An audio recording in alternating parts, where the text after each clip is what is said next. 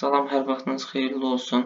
Bildiyimiz kimi 23 və 24 iyun tarixlərində coğrafi müəllimləri üçün sertifikatlaşdırma imtahanı təşkil olunacaq və biz də sınaq imtahanları təşkil edirdik müəllimlər üçün. Bəziləriniz iştirak etmişsiniz, iştirak etməyənlər üçün isə sınağın izahını paylaşıram və ümid edirəm ki, az da olsa dəstəyimiz toxunar, köməyimiz dəyər hər birinizə. Öncədən uğurlar arzulayıram.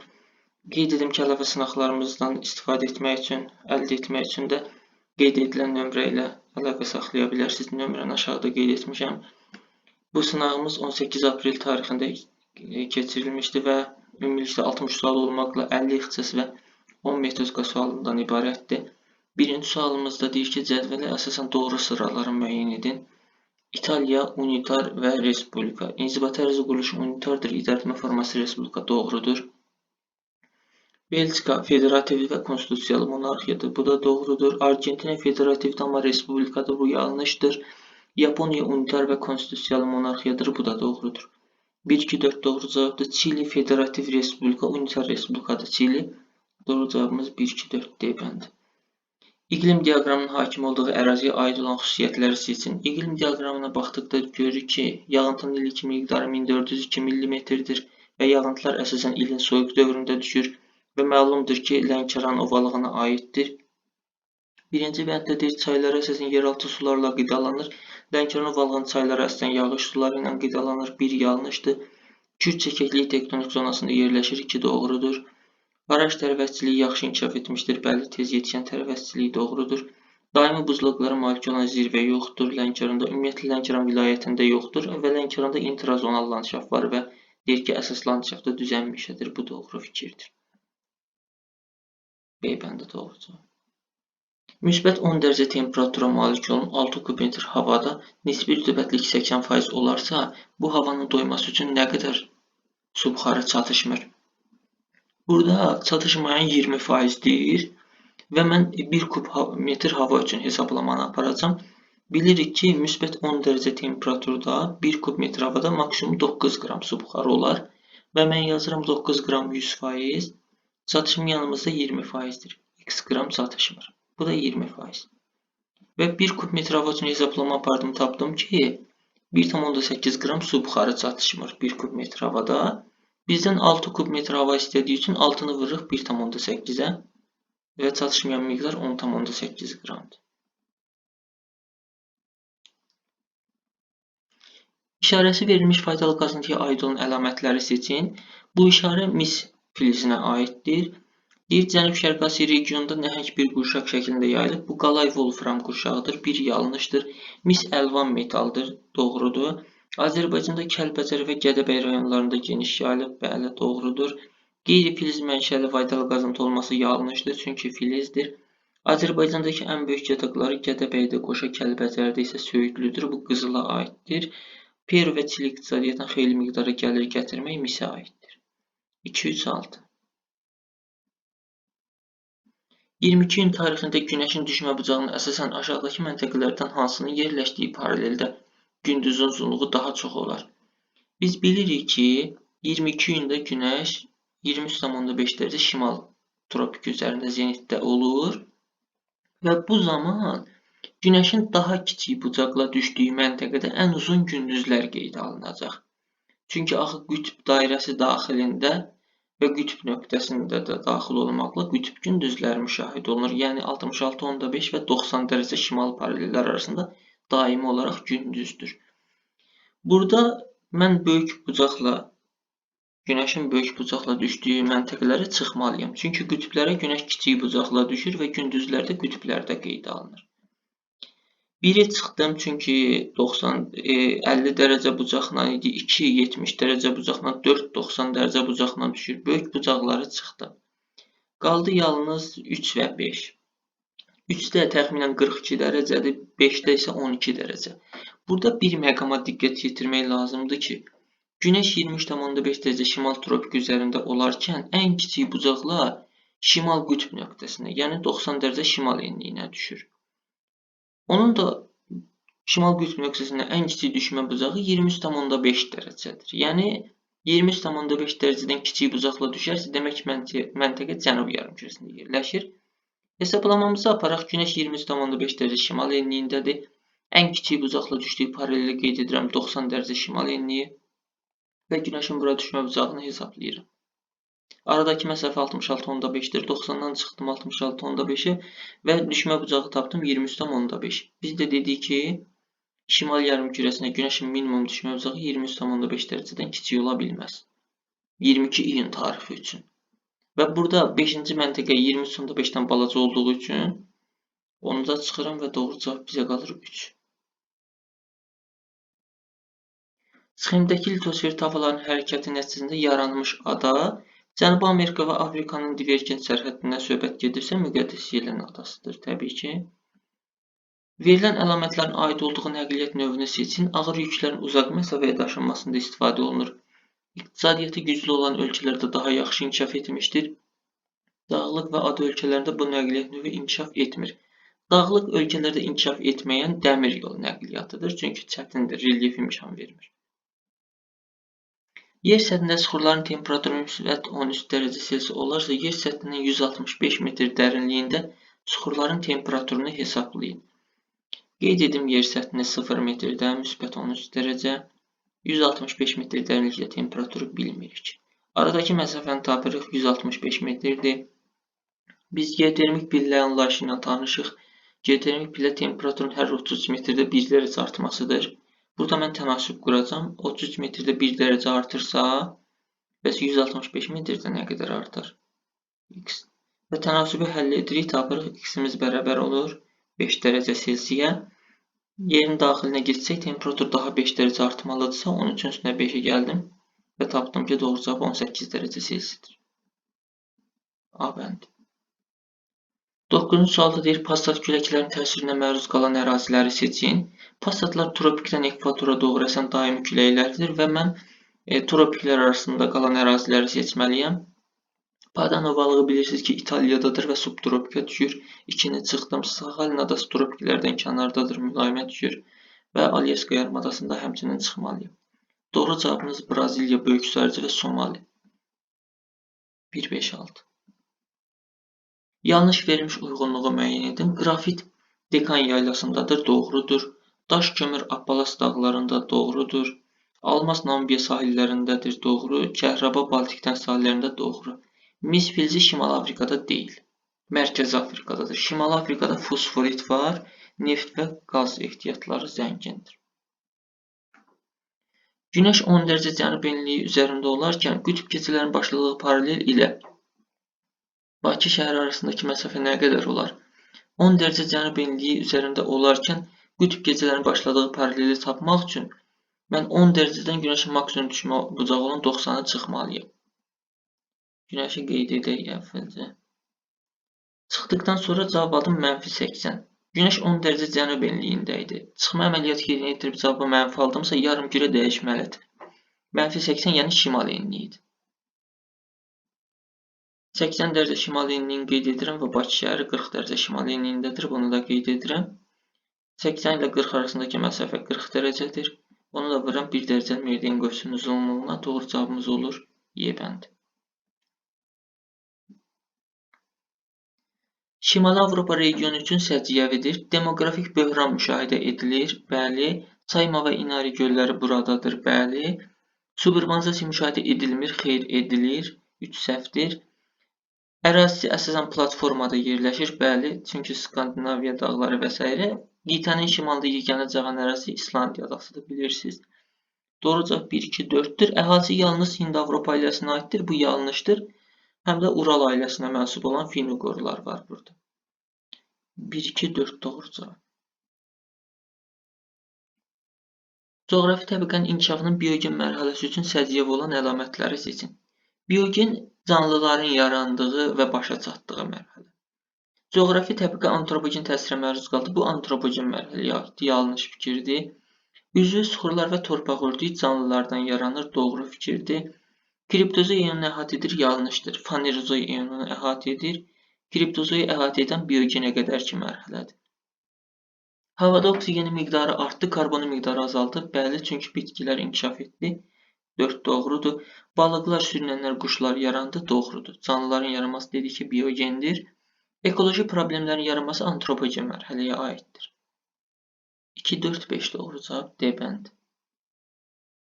Sutkalıq ritmik hadisələri seçin, yəni yerin özü xətərində hərəkəti nəticəsində yaransın və 24 saat ərzində tamamlana bilsin. Kölgə uzunluğunun dəyişməsi əsasən sutkalıq götürülür. Amma bəzən günəşin hərəkətinin, yəni fəsillərin dəyişməsi, günəşin zenit vəziyyətinin dəyişməsi də kölgə uzunluğunun dəyişməsi ilə nəticələnir. Gecə-gündüzün növbələşməsi sutkalıq hərəkətdir. Buzlaşmanın baş verməsi sutkalıq deyil, çoxillik hərəkətdir. Ona görə 3-lərə çıxım konkret. Transqressiya, reqressiyanın baş verməsi, bu da çoxillikdir. 4-lərdə çıxıram. Doğru cavab 2, 5, 6. Gecə-gündüzün növbələşməsi, yerli vaxtın yaranması, brizlərlə qabarma çəkilmədə bilirsiniz ki, sutka ərzində baş verir. Brizlər sutkalıq küləyidir özüdür. Uyğunluğu müəyyən edin.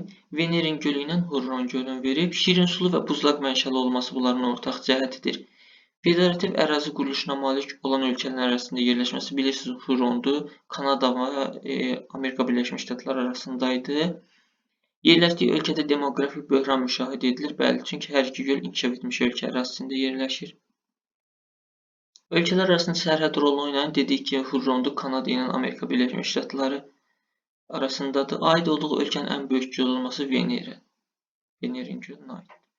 Doğru cavabımız 1-ə 5, 2-yə 2, 4, 3-ə də 1, 3. Bilirik ki, Venerin və Vetterin gölləri də İsveçdə yerləşir. İsveçdə inkişaf etmiş ölkədir. Yüksək inkişaf etmiş rayonları seçin. Bu ABŞ-da Kaliforniyadır, İtaliyanın şimalıdır və Aferin cənubudur. 1, 4, 5 doğru cavab. E bəndi. Uyğunluğu müəyyən edin. Era, dağ əmələ gəlmə mərhələsi və yaranmış dağ. Kaynozu erasında Alp dağ əmələ gəlməsi Karpat, Krım, Atlas, Qafqaz və s. doğrudur.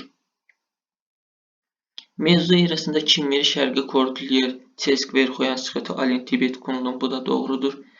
Sonra Mezo erasında Kaledon. Kaledon Hertzin Paleozoya aiddir. 3 yanlışdır. Paleozoyda Kaledon Hertzin və Appalas dağ əmələ gəlməsi dağları daha doğrusu yaranması doğrudur. Proterozoyda Baykal aiddir, amma Sixote, Alin, Tibet, Kunlun bunlar mezozoy yaşlıdır. 5 yanlışdır. 1, 2, 4 doğru cavab B bəndi. İnkişaf etməkdə olan ölkələrdə əhalinin sürətli artımının nəticələri. Səhiyyə və sosial təminatda çətinliklər yaranır, doğrudur. Əhalinin orta sıxlığı azalır, səhvdir, artır. Birləri variantlardan çıxacam. Daha doğrusu ikiləri üzr istəyirəm. Əhalinin orta sıxlığı azalır, çünki artmalıdır. İş yerlərlə təminatda çətinlik yaranacaq. Daha bir ikimiz var Y bəndində, bunu da çıxdım. Demək 1, 3 doğrudur. 4 ilə 5-i müqayisə edir. Suburbanizasiya prosesi sürətlənir. İnkişaf etməkdə olan ölkələrdə suburbanizasiya olmur. Suburbanizasiya inkişaf etmiş ölkələrdədir. Ona görə 4-ü də çıxacam.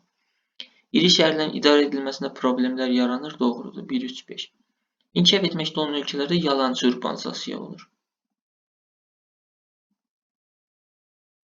Avstraliya İttifaqı ilə CAR üçün ümumi olan əlamətləri seçin. Federativ inzibati ərazi quruluşuna malikdir. Bu Avstraliyaya aiddir, amma CAR inzibati ərazi quruluşunu dəyişib unitardır. Ərazisində Paleozoy erasında yaranmış dağ var. Hər ikisində var. CAR-da KPJ daha Avstraliyada böyük su ayrıcı. 1-i çıxdım, 2 doğrudur. Demoqrafik böhran müşahidə edilməsi Avstraliyaya aiddir, ortaq cəhət deyil, 3-ü də çıxacam. Köçürmə kapitalizm quruluşlu inkişaf etmiş ölkələr olması 4 hər ikisinə aiddir.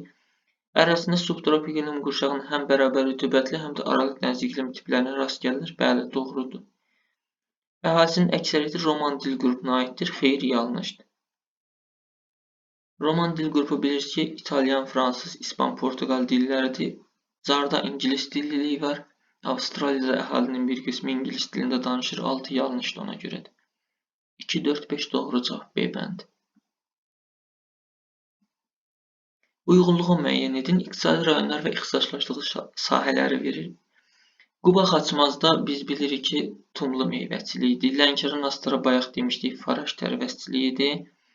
Naxçıvanda çəyirdəkli meyvəçilikdir. Şəki-Zaqatalıda qərzəkli meyvəçilik.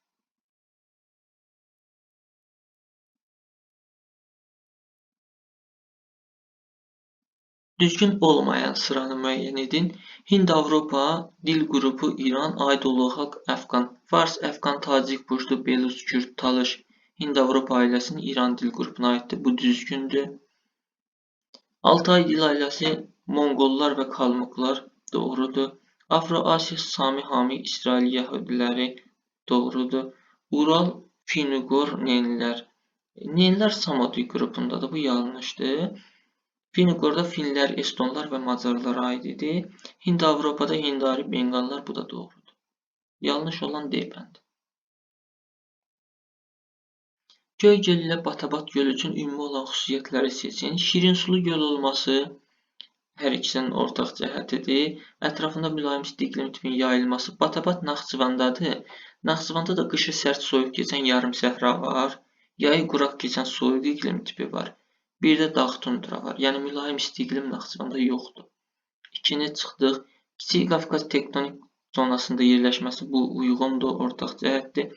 Göl çəkəkliklərin uçqun bənd mənşəli olması doğrudur. Meşə landşaftı da Naxçıvanda yox idi, onu da çıxmışam. 1, 3, 4 ortaq cəhətlər. D bəndi. Daxili planetlərin öz ox ətrafında fırlanma müddətinin artmasına görə düzgün verilmiş sırasını müəyyən edin. Daxili planetlər bilirik ki, Merkuri, Venera, Yer və Marsdır. Öz ox ətrafında dövrətmə müddətinin artmasına görə sıralayanda Yerlə Marsı əvvələ qoyuruq, sonra isə Merkuri və Venera. C bəndi uyğundur. Şimali Amerikanın şərqi ilə Avstraliya materikinin şərq hissəsi üçün ümumi olan əlamətləri müəyyən edin. Neotektonik proseslər müşahidə edilməsi bu cavan yəni Xaynuz erasında baş verən hadisələrdir. Neotektonik aid ola bilməz bunlara. Paleotektonik ola bilər. Biri yanlışdır. Daş kömürlə zəngin olmaq ortaq cəhətdir amma. Soyuq cərəyanların təsirinə məruz qalmaq yanlışdır. Materikin ən uca zirvəsi buradadır. Şimali Amerikanın ən uca zirvəsi Kordil yerdədir. O da qərbə düşür, şərqə düşmür. Paleozoikində yaranmış dağlar mövcuddur. Doğrudur. Paleozoikində yaranmış dağlar mövcuddur. 4 yanlış idi, onu çıxacam. Bu doğrudur. 6 isti okean cərəyanlarının təsirinə məruz qalır. Bəli, hər ikisi. Doğru cavabımız 2, 5, 6. A bəndi. Səyyah 60 dərəcə şimal enliyi və 40 dərəcə şərq uzunluğunda yerləşən məntəqədən əvvəlcə 0, sonra isə 180 dərəcə azimutla eyni meridian çevrəsi üzərində ümumilikdə 8888 km yol getmişdir. Səyyahın çatdığı son məntəqənin koordinatlarını təyin edin. Mən əvvəlcə 60 dərəcə şimal enliyini burada qeyd edəcəm. Və 90 dərəcə şimal qütbünü. Demək, səyyah ümumilikdə nə qədər yol gedib? Meridian çevrəsi üzrə hərəkət etdiyi üçün getdiyi məsafəni 111,1-ə bölürəm və 80 dərəcə məsafə qət edib. Əvvəlcə şimala gedib. Yəni 60-dan 90-a kimi nə qədər məsafə qət edə bilər? 60 və 90 arasında 30 dərəcə cəmi. 80-in 30 dərəcəsini şimala doğru getdiyi. Qütbə çatdıqdan sonra o istənilən azimutla hərəkət etsə yenə cənuba qayıtmalıdır. Yerdə qalan dərəcəmiz 50 idi. 90-dan da o 50-ni çıxmalıyıq. Çünki cənuba doğru 180 dərəcəli azimutla hərəkət edib. 90-dan da 50-ni çıxanda 40 dərəcə şimal enliyinə düşəcək. Çatdığı paralel 40 dərəcə şimal enliyidir və 40 dərəcə şərq uzunluğundan hərəkət edib eyni meridian çevrəsi üzərində hərəkət etdiyi üçün 40 dərəcə şərq uzunluğunu qərbdə tamamlayan meridiana keçməlidir. Qütbə çatdıqdan sonra 40 dərəcə şərq uzunluğunu qərbdə tamamlayan meridianı tapanda 40-dan 180-i çıxırıq və cavab olur -140. 40 şərq uzunluğu idi, cavabımız mənfi olduğu üçün 140-ı qərb uzunluğu götürürük. Doğru cavab Y bəndi. Rütubətləmə əmsalının 0-a yaxın olduğu ərazilər üçün səciyyəvidir. 0-a yaxınsa quraq ərazidir. Hiqrofit bitkilərin yayılması rütubətli ərazilərə uyğundur. İrriqasiya prosesinin tətbiq edilməsi bəli, quraq ərazilərdə torpağın suvarılmasıdır bu. Kimyəvi aşınma prosesinin daha intensiv baş verməsi xeyr, fiziki aşınma gedər. Kimyəvi aşınma getməz, rütubətli ərazidə gedir. Çünki dəmiyə əkinçiliyinin inkişafı da rütubətli ərazilərə aiddir. Fiziki aşınma doğru fikirdir. Kserofit bitkilər, yəni quraqlığa davam bitkilərin olması, bu da doğru fikirdir. 2, 5, 6. C bəndi. Mistral küləyinin aid olduğu ölkə üçün səciyyəvi olan əlamətlər. Bilirik ki, Mistral küləyi Fransada yerləşir. Birincidə deyir, ərazisi 2 yarımkürədə yerləşir. Xeyr, Fransanın Qrimisi kəsir deyə şimal yarımkürəsində şərq və qərb 3 yarımkürədə yerləşir. Əhalisi Braziliyanın əhalisi ilə eyni dil qrupunda danışır. Bəli, roman dil qrupunda. Braziliyalılar Portuqal dillidir, amma Fransada fransız dilidir bilirik, amma hər ikisi roman dil qrupuna aiddir. Texnika və texnologiya əsasən təkamül yolu ilə inkişaf edir, səhvdir. Çünki inqilab yoludur, təkamül yolu inkişaf etməkdə olan ölkələr üçün səciyyəvidir. Fransa isə inkişaf etmiş ölkədir. Ərazisində həm Aralıq dənizi, həm də mülayim dəniz iqlim vilayəti var. Doğru fikirdir. Sofia Antiplos Fransadadır. Bu da doğru fikirdir. 2, 4, 5. A bəndi. Qazaxıstan Respublikasına aid olan əlamətlər seçin. Manqan ehtiyaclarına görə dünyada fərqlənir. Doğrudur. Fərqanə vadisi Qazaxıstan görmür. Ümumiyyətlə Fərqanə vadisini Özbəkistan kəsir onların arasını və vadinin çox hissəsi də Özbəkistana düşür. 2 yanlış idi. Şirin su ehtiyatla zəif təmin olunub. 3 yanlışdır. Əhalisi Monqoliya irqinə mənsubdur və çox millətlidir. Doğrudur. Çayları daxil axarsız və şimal buzlu okean hövzəsinə aiddir. Doğrudur. Əhalisi türk dil qrupunun Oğuz qoluna aiddir. Yanlışdır. 1, 4, 5 doğru cavab B bəndi. Uyğunluğu müəyyən edin. Böyük Hövzə yaylası ilə Tibet yaylası ərazisində BRICS təşkilatına üzv olan ölkə var. Tibet yaylası Çində yerləşir bilirik. Çin də BRICS-ə üzvdür. Braziliya, Rusiya, Hindistan, Çin və Çar bu təşkilatın üzvləridir. Relyef və iqlim şəraiti əlverişsizdir. Bu ortaq cəhətdir. Hündürlüyü Atlas dağlarının ən uca zirvəsindən daha çoxdur. Tibet yaylasına aiddir. Aid olduğu ölkənin əhalisinin əsas hissəsi protestant təriqətinə etiqad edir. Bu böyük hövzəyə aiddir. Mülayim şəkillanma qurşağında yerləşməsi hər ikisinin ortaq cəhətidir. Ərazisində inkişaf edilmiş ölkə mövcuddur. Böyük hövzəyə aid. C bəndi. Düzgün olanları seçin. Qaraqum kanalının başladığı çay əsasən buzlaq suları ilə qidalanır və doğrudur. Bəli, doğru fikirdir. Amudəryadan başlayır və Amudərya buzlaqlarla qidalanır. Doğruya doğru deyib. Niagara şəlaləsi Erie və Ontario gölləri arasında yerləşir. Doğru fikirdir, amma yanlış yazdığı üçün götürmürük. Çünki bizdən düzgün olanları istəyir. Zaqatala Lahac fiziki coğrafi rayonunda zəngin polimetal yataqları mövcuddur. Doğru fikirdir. Doğruya yanlış dediyi üçün götürmürük. Leysan yağışları və dolu lələkvari buluddan yağır. Yanlışdır. Lələkvari buluddan yağıntı düşmür ümumiyyətlə. Yanlışa doğru dediyi üçün götürmürük. İnkişaf etmiş ölkələr taxıl bitkilərini əsasən ərzaq məqsədilə alır. Yanlışdır. Bu yem məqsədilə alırlar və yanlışın qarşısına yanlış yazıb götürəcəyik. Yantızı çay Qanq çayından fərqli olub, transsərhəd çay deyil. Bəli, çünki sadəcə Çin ərazisindən axır. Doğrudur. Doğruya doğru verib. 1, 5, 6 doğru cavablar. D bəndi. Uyğunluğu müəyyən edin. Kanaina Milli Parkı, Yellowstone Milli Parkı, Tingvellir Milli Parkı. Kanaina Milli Parkı ərazisində dünyanın ən hündür şəlaləsi yerləşir. Doğrudur. Yellowstone'da dünyanın ən böyük geyzerləri var. Tingvellir isə İslandiyadadır. Burada Avrasiya ilə Şimali Amerika tavasının bir-birindən uzaqlaşdığını görmək olar. D bəndi də doğru cavab. Urbanizasiyanın əsas xüsusiyyətlərini müəyyən edin. Şəhər əhalisinin artım sürətinin çox olması doğrudur. Kasıb rayonların sayı yalançı urbanizasiyada artır. Urbanizasiyaya aid deyil bu. Əhali və təsərrüfat əsasən böyük şəhərlərdə cəmləşir, düzdür. Şəhərlər genişlənərək aqlomerasiya və meqalopolislərə çevrilir, düzdür. Şəhərlərin eninə inkişaf yox, dərininə inkişafı baş verir, yanlışdır. Qrup yaşayış məntəqəsi, qrup və dağınıq yaşayış məntəqələri kənd məskunlaşmasına aiddir. Yanlışdır. 1, 3, 4 B bəndi. Əhalisi milli tərkibinin mürəkkəb olduğu iqtisadi coğrafi rayonlar ölkəmizdə Bakıdır, Abşeron, Xızıdır, Şəki, Zaqatala, Lənkəran, Astara, Quba, Xaçmaz və s. Bunlar mürəkkəb milli tərkibə malikdir. Y bəndi. Tükənən lakin bərpa olunan təbii ehtiyatlar. Hava, su, torpaq E bəndində var, bəli. Bosfaş meqalopolisine aid olanları seçin. Boston, Washington, Baltimore, New York. Bunları götürə bilərik. 1, 2, 6. Müəssisənin 6 ton daş kömürə olan tələbatını neçə ton neftlə əvəz etmək olar? Nəzərə alın ki, 1 kiloqram daş kömür yanarkən 7000 kilokalori, 1 litr neftdən isə 10500 kilokalori istilik ayrılır. Mən burada 6 tonu 7000-ə vurub müəssisənin istilik tələbatını hesablayıb, sonra neftin istilik vermə qabiliyyətinə bölərək nə qədər neft lazım olduğunu tapacağım. Demək 6 tonu vurdum 7000-ə 42000 ton kilokalori. Sonra 42000-i də böləcəm 10.005 isə 4 ton neft lazım olacaq. C bəndi. Aşağıdakı mətn ətraf mühitin ekoloji vəziyyətinə görə hansı qrupuna uyğun gəlir? Bioloji məhsuldarlığını əbədi itirən ərazilərdir. Belə ərazilərdə insanların yaşaması təhlükəlidir. Burada təbiətin özünü bərpa etməyə gücü çatmır. Ukraynadakı Çernobıl şəhərini belə ərazilərə misal göstərmək olar. Kollaps vəziyyəti təbii ki. Üzvü aşınmanın intensiv getdiyi ərazilər. Mülayim və ekvatorial əraziləri götürməliyik. Burada 1 götürəcəyik ekvatorialdır, 4 musson vilayətidir, üzvü aşınma rütubətli ərazilərdə, həyatın mövcud olduğu ərazilərdə, yəni bitki və heyvanat aləm harda yaxşı inkişaf edibsə, üzvü aşınma oradadır, rütubət harda varsa kimyəvi aşınma da oradadır. Fiziki aşınma isə səhralarda gedir, bilirik. 1 ilə 6 ekvatorial, 4 isə musson vilayətidir. A bəndi. İşarələnmiş ərazi üçün səciyyəvi olan əlamətləri seçin. İşarələnmiş ərazi Şri-Lanka adasıdır.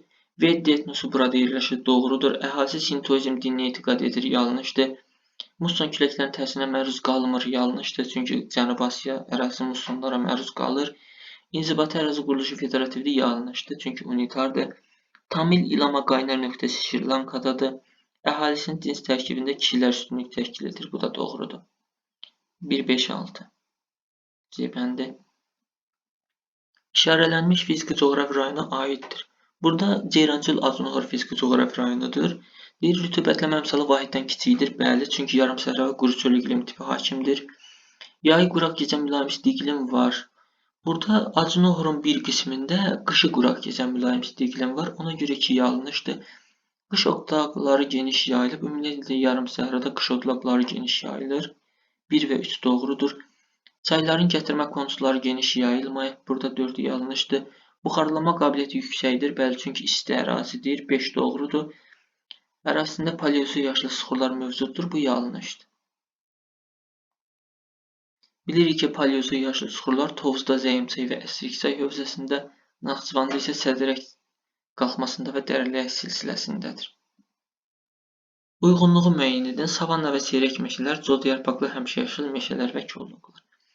Qış fəsli rütubətli, yay isə quru keçir. Bu, subtropikdə yaranan codyarpaqlı həmişəyaşıl meşələr zonasına aiddir. Əsas torpaqlar qırmızı feraltlı savannaya aiddir. Keçid iqlim quşağında yerləşir hər ikisi. Aid olduğu iqlim quşağı tropik havanın təsirinə məruz qalır. Doğrudur, hər ikisinə aiddir. Çünki subekvatorialda savanna yaranır və savannalarda qışda tropik hava kütləsi hakim olur. Həm də subekvatorial quşaqda. Codyarpaqlı meşələr isə subtropik quşaqdadır. Subtropik quşaqda isə qışda mülayim, yayda tropik hava kütlələri hakim olur. Əsas torpaqlar qəhvəyidir. Bu da subtropikə aiddir. Codyarpaqlı meşələrdədir. Yay fəsli rütubətli, qışda quru keçir. Bu savannaya aiddir. Çünki yayda ekvatorial, qışda tropik hava kütləsi subekvatorial quşaqda hakim olur. Doğru cavabımız Y bəndi. Atlantik okeanına aid olan isti cəryanlar. Burada Norveç isti cəryanı Atlantik okeandadır. Holfstrim isti cəryanı Atlantik okeandadır və Qviana cəryanı Atlantikdədir. Kanar Atlantik okeanında olsa da soyuq cəryandır. Musson və Kuros isə Atlantik okeanına aid deyil, amma isti cəryanlarda olardı.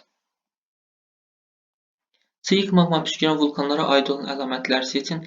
Litosfer tavaların subduksiya zonasında əmələ gəlir. Subduksiyada tuş tərkibli vulkanlar yaranır. 1 yanlışdır. Hündürlüyü və meyilliyi az, sahəsi böyük olur. Bəli, doğrudur. Litosfer tavaların divergent sərhədində yarandığı üçün qranit qatları olmur. Bəli, sıyıq magma püskürən vulkanlara havay tipli vulkanlar da deyilir, qalxanvari vulkanlar da deyilir. Və onlar divergent sərhəddə yaranırlar. Sıyıq magma püskürən vulkanlara misal olaraq Etna, Kilimanjaro, Fudziyama. Bunlar tuş tərkibli vulkanlardır. Sıyıqlara Hekla, Berdar, Bunga, Eyjafjallajökull, Kadol, İslandiyadadır bunlar. Havay adalarında olan Mauna Kea, Mauna Loa, Kleoanı göstərmək olar. Materik tipli litosfer tavaların toqquşma zonasında yaranır. Yanlışdır, çünki okean tipli tavaların aralanma zonasında yaranır. Dediyimiz kimi onlara havay tipli və qalxanvari vulkanlar da deyilir. Doğru cavabımız C bəndi. 206. Düzgün olanları seçin. Üst bataqlıq və alt bataqlıq. Üst bataqlıqlar bilirik ki, atmosfer yağıntıları ilə qidalanır. Daha sonra ekvatorial meşələrdə əmələ gəlirlər. Çünki yağıntılarla qidalanırsa, ekvatorial meşələrdə əmələ gələcək ya rütubətli ərazilərdə olmalıdır. Bir də torfun qalınlığı çox olur. D səhvdir. Keçmiş göllərin və çay dərələrin yerində yaranmaq alt bataqlığa aiddir. İkinci bəndə baxaq. Alt bataqlıqlar üçün deyil, qurudulduqda münbit torpaqlara çevrilir. Doğru fikirdir. Çünki torfun qalınlığı azdır və münbit torpağa çevrilmə ehtimalı daha yüksəkdir. Amma üst bataqlıqların torfundan yanacaq kimi istifadə olunur. Mineral tərkibli qurunc suları ilə qidalanır. Doğrudur. Çünki alt bataqlıqdır. Yeraltı sularla qidalana bilir. Torfun qalınlığı çoxdur deyir. Yanlışdır, azdır. Su keçirməyən suxurqat üzərində yaranmaq üst bataqlığa aiddir. Doğru cavab 1-ə A, C, 2-yə A, B.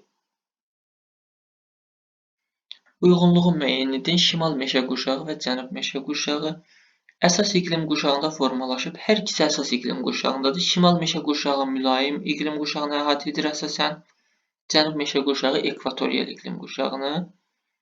Kağız istehsalında istifadə olunmaq bu şimal meşə qurşağının iynəyarpaqlı ağaclarına aiddir. Bu meşə qurşağından şimalda il boyu iki fəsli müşahidə edildiyi iqlim qurşağı var. Şimal meşə qurşağı mülayimdədir. Mülayimin şimalında subarktikdir. İki fəsil müşahidə olunur. Cənub meşə qurşağı ekvatorialdadır. Ekvatorialın həm şimalında, həm cənubunda subekvatorial iqlim qurşağıdır. Orada da iki fəsil müşahidə olunur və bu ortaq cəhətdir. Selvas meşələri cənub meşə qurşağına aiddir. Rütubətli ekvatorial meşələrdir çünki. Mebel sənayesində cənub meşə qurşağının möhkəm ağaclarından istifadə olunur. Torpaqların podzolunması şimal meşə qurşağının mülayim iqlim qurşağında yaranır çünki. Doğru cavabımız oldu B bəndi. Tampico limanının yerləşdiyi ölkə ilə Tubaran limanının yerləşdiyi ölkənin oxşar cəhətlərini seçin. Tampico Meksikada, Tubaran Braziliyadadır. Ərazisində terrikonlara rast gəlinir. Bəli, hər iki ölkədə hasilat sənayesi inkişaf edib. Burada da terrikonlar yaranır bilirik. Qərb hissəsi subduksiya zonasına uyğun gəlir. Meksikanın qərbi subduksiya olsa da Braziliyanın qərbi subduksiya zonası deyil, bütövlükdə platformadır. 2 yanlışdır. İkisinin də ərazi quruluşu federativdir. 3 doğrudur. Ərazi alp qırışıqlığı zamanı formalaşıb. 4 yanlışdır. Meksikaya aid olsa da Braziliyaya aid deyil bu əlamət. Ərazi tropik və mülayim işıqlama qurşağında yerləşir. Bu doğru idi. Ərazi geosinkron inkişafının 4-cü mərhələsinə uyğun gəlir. Bu Braziliyaya aiddir. Çünki geosinkron inkişafının 4-cü mərhələsi platforma mərhələsidir. Braziliya isə cavan platformadır. Doğru cavab Y bəndi 1-3-5. Yer kürəsinin sxemdəki vəziyyətinə əsasən doğru fikirləri seçin. 22 iyundan söhbət gedir. Burada görürsünüz şimal yarımkürəsi çox işıq alıb. Birinci bənddə deyir, bu tarixdən etibarən cənub yarımkürəsində gündüzlərin uzunluğu artmağa başlayır. Bəli, çünki günəş cənuba doğru hərəkət edir. 1 doğrudur. 66,5 dərəcə cənub enliyində ən uzun gecə müşahidə olunur. Bəli, bu da doğrudur. Orinoco valanar günəş əlləri maksimum bucaqla düşür. Yox, Orinoco subekvatorialdadır. Günəş də subekvatorial qurşaq üzərində ümumiyyətlə olur deyə ora maksimum bucaqla günəş həmin ovalığın üzərində olarkən düşür. 3 yanlış fikirdir. Talış dağlarına başlayan çaylarda bol sulu dövr müşahidə olunur. Biz demişik ki, Talış dağlarına başlayan çaylar yağış suları ilə qidalanır. Burada da əsasən iqlim olan yay quraq keçən mülayim isti iqlimdir. Yəni qışda bol sulu olur çayları. Burada isə yay gün dönümündən söhbət gedir deyə yanlış fikirdir. 4. Cənubi Avropa region çaylarında qıt sulu dövr müşahidə olunacaq. Bəli, çünki Cənubi Avropa çayları Aralıq dəniz iqlim vilayətində subtropik qurşaq daxilində əmələ gəlir. Və orada Aralıq dənizində də ki, yağıntılar qış fəslində düşür. Yayda çaylar qıt sulu olurlar. 6. Şimal yarımkürəsində musson küləkləri materikdən okeana doğru əsir. Əksinə yay mussonları okeandan materikə əsir. Sxemdə yay gün dönümünə aid olduğu üçün 6 yanlış fikirdir. Doğru cavab 1-2-5. Ölkəmizdə ardız və saqqız ağacları hansı qoruqda mühafizə edilir? Turyan çay qoruğudur bilirik. Hansı milli din Yaponiyada geniş yayılıb? Sintoizmdir. A bəndi.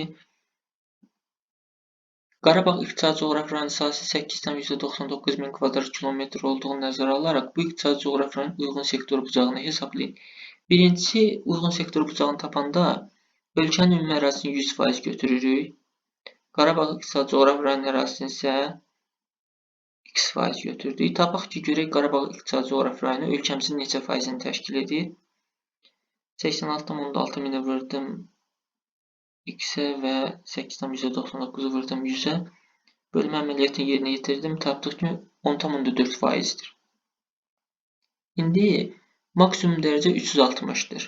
360 dərəcəmiz 100 faizdir. Yəni 100 faizimiz 360 dərəcədir. 10,4 faizimiz isə x dərəcədir. Tapırıq ki, 37 dərəcə. Doğru cavab Y bəndi. Bunlar isə metodika suallarıdır. Metodika suallarını izah eləməyəcəm. Amma cavabları videonun sonunda yerləşdirəcəm. Özünüz artıq bunları taparsınız. Uğurlar. Tapdıqdan sonra yoxlaya bilərsiniz.